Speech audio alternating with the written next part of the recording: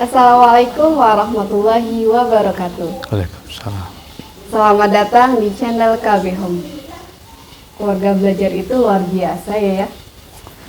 Insya Allah. Hampir semua anggotanya itu bisa menjadi host. Termasuk sekarang saya, Nurul Hayati, yang akan membawakan podcast kali ini. Dan di samping saya sudah ada pembina komunitas keluarga belajar, yaitu Ayah. Assalamualaikum Ayah. Waalaikumsalam warahmatullahi wabarakatuh. Apa kabar nih ya? Alhamdulillah sehat walafiat. Alhamdulillah. Memang benar ya, semua anggota keluarga belajar itu bisa menjadi host. Mereka itu memang punya potensi itu, atau dalam komunitas keluarga belajar ini diarahkan untuk mengembangkan diri, meningkatkan kualitas diri ya? Ya, terima kasih. Assalamualaikum warahmatullahi wabarakatuh. Waalaikumsalam. Bismillahirrahmanirrahim. Alhamdulillahirabbil alamin. Allahumma sholli ala Muhammad wa ala ali Muhammad walhamdulillahirabbil alamin. Pertama-tama Ayah ucapkan rasa syukur kepada Allah Subhanahu wa taala dan kepada seluruh pemirsa dan Mbak Nur ya, hari ini dalam kondisi yang sehat walafiat, dalam kondisi yang bahagia, dalam kondisi yang penuh keceriaan. Mudah-mudahan rasa syukur kita akan ditambah nikmatnya oleh Allah Subhanahu wa taala. Salawat kita sampaikan pada Rasulullah Muhammad sallallahu alaihi wasallam. Senantiasa Ayah mengajak bersolawat karena nanti kita mendapatkan syafaatnya dari Rasulullah sallallahu alaihi wasallam. Amin ya rabbal alamin. Ya, pertanyaan yang cukup lumayan bagus dan ini membutuhkan sebuah tanggapan dari seluruh pemirsa, bahwa pertanyaan ini mungkin ditunggu-tunggu juga ya. Betul. Kok hostnya ganti-ganti ya kan? Kan pada penasaran. Nah, penasaran kenapa? Apakah karena memang masing-masing sudah punya potensi atau bagaimana? Baik, begini. Setiap manusia Allah ciptakan dalam kondisi yang terbaik ya. Jadi manusia semuanya diberikan oleh Allah potensi yang baik ya. Hanya kadang-kadang si manusia itu tidak tahu potensinya, tidak tahu dirinya itu punya sesuatu yang berharga, yang mahal. Nah, maka Ayah selaku pembina di keluarga belajar ini menyadari bahwa orang-orang ini sebenarnya punya potensi, tapi tidak tahu bagaimana dia mengembangkan potensinya. Nah, untuk itulah siapapun yang berada di dalam komunitas ini, insya Allah akan dibangun secara kemandirian untuk tumbuh sebagai orang yang punya potensi dan sangat potensial. Jadi yang selama ini mungkin tidak dikasih kesempatan atau tidak ada yang memotivasi, maka disinilah tempatnya untuk bisa tumbuh berkembang sesuai dengan potensinya. Jadi bukan berarti sudah takdir segala macam saya jadi host jadi apa, bukan. Allah mempersiapkan manusia itu ala makanatikum, sesuai dengan porsinya. Ya, diurai dalam Quran demikian. Ya, jadi Allah itu memerintahkan, menugaskan kita bekerjalah sesuai dengan makanah. Makanah itu potensi, makanah itu ya talenta, senangnya, passionnya, gitulah kira-kira, bakatnya. Jadi kalau dia mau menumbuh kembangkan, menggali potensinya, dia akan bisa, termasuk berbicara di depan pemirsa di mana saja, nanti akan terbiasa. Jadi pertama yang dibangun adalah kesadaran diri bahwa dirinya sebagai makhluk ciptaan Allah itu sudah dibekali yang namanya basic atau kemampuan yang sangat mendasar yang selama ini terpendam gitu. Jadi tumbuh insya Allah. Masya Allah ya. Nah, buat teman-teman yang ingin menggali potensinya atau mungkin belum tahu caranya, atau mungkin masih malu-malu kucing untuk mengeluarkan potensinya, nah teman-teman nih, ayo gabung bersama kami di komunitas keluarga belajar. Insya Allah segala potensi akan dikembangkan. Nah, dikembangkan, terus kemudian disalurkan kepada yang lebih bermanfaat. Insya Gitu Allah, ya. Insya Allah. Iya. Nah terus nih ya, bagaimana mereka bisa menjadi host? Lalu bagaimana dengan keluarganya, anak-anaknya gitu ya? Ya. Ini pertanyaan yang berbeda ya. Pertanyaan yang pertama adalah bagaimana kok bisa jadi host gitu. Karena potensi manusia itu kan bisa berbicara. Bukankah host ini berbicara? Iya. Jadi semua orang tuh punya potensi untuk berbicara, untuk jadi host. Hanya saja perlu dilatih. Pertama, latih mental.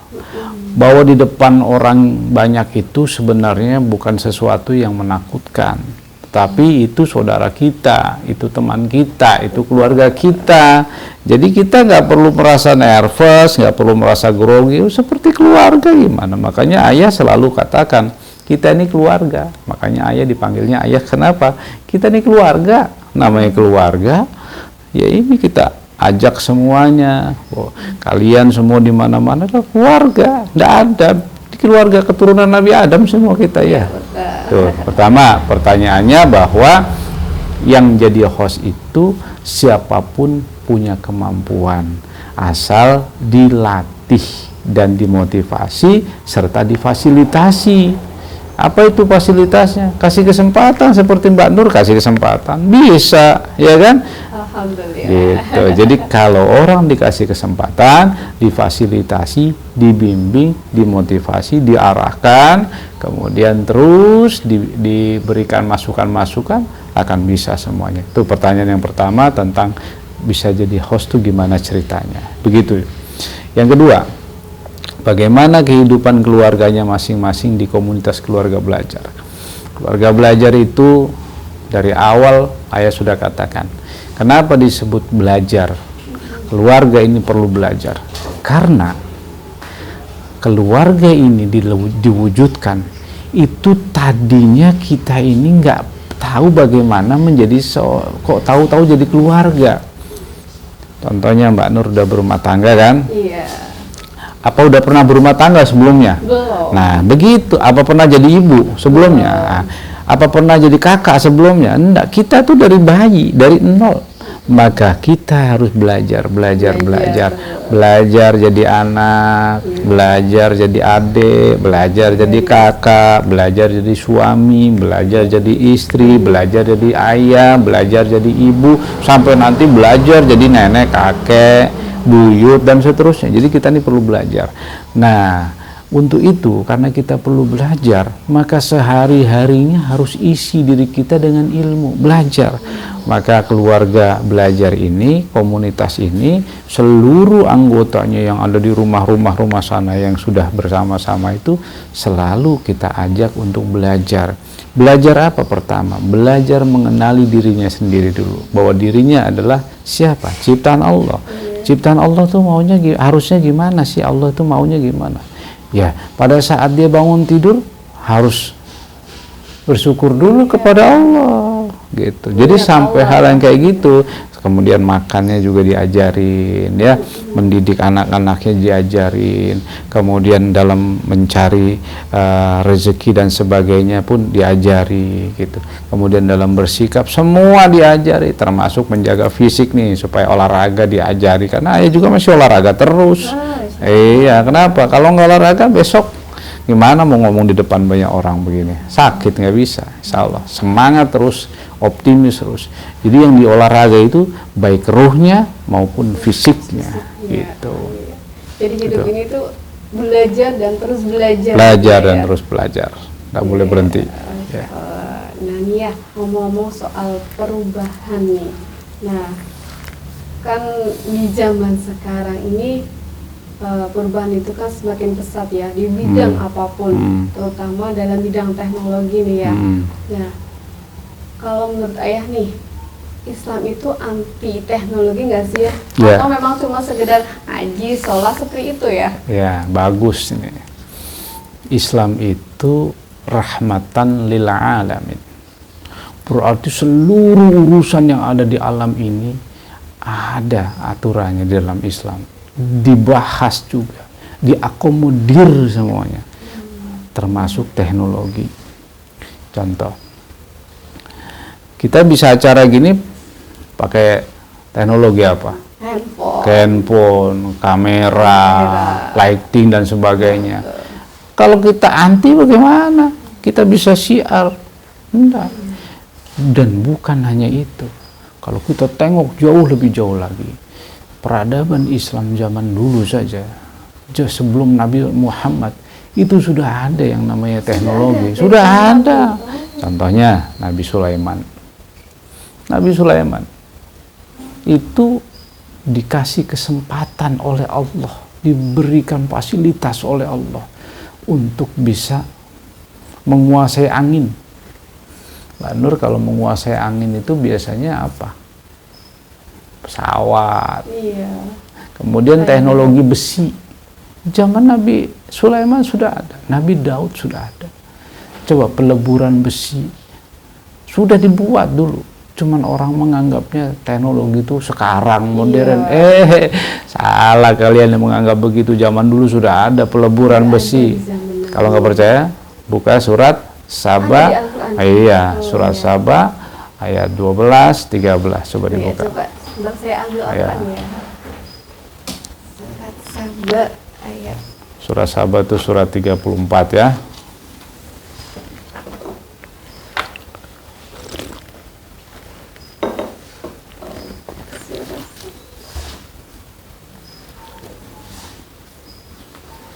Jadi jangan dianggap Islam itu nggak bicara teknologi. Ada ya, iya. Dalam Quran Oh iya, dijelaskan secara detail malah. Coba dibaca. Ayat 12 ya? Ayat 12 sampai 13 insya Allah. Baca. Dan kami tundukkan angin bagi Sulaiman yang perjalanannya pada waktu pagi sama dengan perjalanannya sebulan. Cukup, satu-satu ayat urai. Oke. Dan kami apa? Tundukkan angin untuk Sulaiman. Perjalanannya pada waktu pagi hari saja nih sama dengan perjalanan sebulan. Kalian tahu apa maksudnya? Saya tidak tahu ya. Ayah tanya sama Mbak Nur. Kalau kita jalan dari sini nih, dari Jawa ke Amerika saja, jalan kaki darat kira-kira berapa bulan? Berbulan-bulan kali ya teman-teman. Tapi ketika naik pesawat hanya 10 jam. Iya betul. Jadi yang dimaksud itu apa? Berarti teknologi dulu sudah ada tuh terbang. Jadi jangan dianggap bahwa dulu tidak ada penerbangan, sudah ada. Perjalanannya pagi sama dengan perjalanan 1 bulan. Terus lanjutkan. Dan perjalanannya pada waktu sore sama dengan perjalanannya sebulan pula. Tuh, jalannya 1 sore, paling berapa jam? Itu kalau jalan kaki lewat darat itu sama dengan 1 bulan. Betul nggak kayak naik pesawat? Iya, itu dimaksud menaklukkan angin, maksudnya dengan alat terbang. Cuma mungkin tidak disebut pesawat. Wallahu alam apa namanya. Iya betul. Begitu, ya. Kan istilah saja. Pesawat. Kalau di Indonesia handphone kan bahasa Inggris. Bahasa Indonesia apa? Telepon genggam. Iya. Kan hanya istilah. Ya kan? Mungkin di Arab namanya beda lagi. Iya, ya kan? Mungkin di Jepang istilahnya apa lagi? Kan hanya bahasa saja, tapi maknanya sama. Begitu. Ya, sudah ada teknologi. Lanjutin. Dan kami alirkan cairan tembaga baginya. Bayangkan, tembaga loh dicairkan, berarti ada proses peleburan. Pabrikasi, mekanik luar biasa itu. Dari zaman dulu sudah ada teknologi peleburan baja, peleburan tembaga. Nikel, wah jangan dikira Islam itu hanya zaman sekarang teknologi. Oh Islam kampungan, siapa bilang tuh? Buka Quran. Ada teman-teman dalam Al-Quran. Lanjut coba. Dan sebagian dari jin ada yang bekerja di hadapannya di bawah kekuasaannya dengan izin Tuhannya. Bayangkan Nabi Sulaiman aja bukan cuma besi yang berikan angin, jin aja dikasih oleh Allah, suruh tunduk sama dia. terus Dan siapa yang menyimpang di antara mereka dari perintah kami rasakan kepadanya azab neraka yang apinya menyala-nyala. jadi luar biasa. Begitulah teknologi. Lagi teknologi kan bukan hanya itu, gedung-gedung pencakar langit, katanya di Dubai, katanya di mana tuh ada tingkat luar biasa, di Arab, di Eropa, di mana saja lah pokoknya banyak gedung-gedung yang hebat, katanya di Jakarta aja banyak gitu. Emangnya cuma zaman sekarang? Zaman dulu sudah ada. Coba dibaca lagi ayat berikutnya 13. Mereka bekerja untuk Sulaiman sesuai dengan apa yang dikehendakinya, di antaranya membuat gedung-gedung yang tinggi, patung-patung, piring-piring yang besarnya seperti kolam, dan periuk-periuk yang tetap berada di atas tungku. Apakah berarti zaman sekarang saja yang bikin gedung-gedung tinggi? Sombong. Zaman dulu sudah ada tuh bikin gedung-gedung yang tinggi, patung yang tinggi. Piring-piring. Jadi yang namanya apa tuh patung Liberty katanya hebat. Itu jauh dibanding yang dulu sudah ada tuh. Yang salah ya teman-teman ya. Liberty kan baru kemarin. Ini zaman Nabi Sulaiman. Udah Islam duluan nih. Terus. Iya. Bekerjalah wahai keluarga Daud untuk bersyukur kepada Allah. Ya, maka itu nikmat kecanggihan teknologi untuk bersyukur, bukan untuk sombong, bukan untuk takabur, keren-kerenan. Wih, ini kami keren nih teknologi. Nggak ada apa-apanya dibanding dulu. Sudah ada zaman dulu itu, ya, gitu. Okay. Dan sedikit sekali dari hamba-hambaku yang bersyukur. Sudah jelas Qurannya sudah, bahwa ayah nyampaikan bukan ngarang, tapi ada dasarnya. Gitu. Kira-kira setelah memahami bahwa Islam itu nggak kuper, nggak kampungan, nggak hanya di musola dan di masjid, Mbak Nur sendiri semakin apa dengan? Semakin jelas ya, semakin tahu bahwa memang teknologi itu bukan di zaman sekarang saja, sudah ada di zaman Nabi. Jadi teman-teman jangan salah paham ya. Terus sikapnya gimana nih? Ya, jadi kita lebih bersyukur. Gitu. Harus lebih bersyukur. Bersyukur. Mungkin cukup dulu podcast kita kali ini. Nah, terima kasih Ayah atas ilmunya. Sama-sama. Semoga kita bisa lanjut di podcast lain waktu. Insyaallah. Ya, teman-teman, semoga bisa mengambil dari apa yang kita sampaikan. Terima kasih. Wassalamualaikum warahmatullahi wabarakatuh.